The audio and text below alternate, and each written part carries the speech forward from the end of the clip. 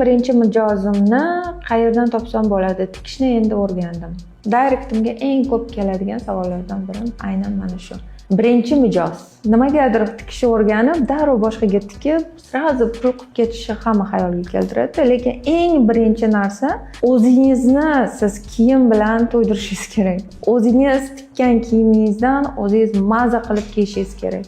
Undan keyingina siz boshqalarga taklif bera olasiz. Siz o'zingizga mana to'yga boryapsiz, oddiy misol.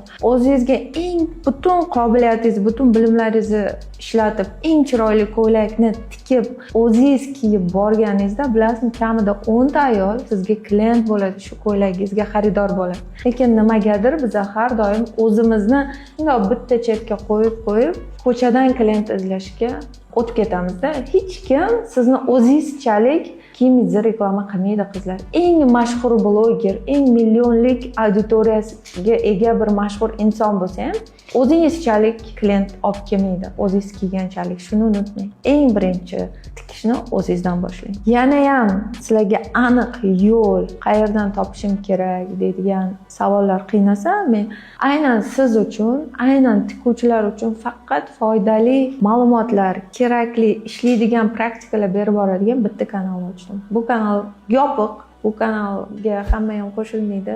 Faqat mana shu reelslarda silkasini tashlab berishim mumkin. Kommentariyaga bir raqamini qoldiring, men sizga bu kanalning silkasini yuboraman.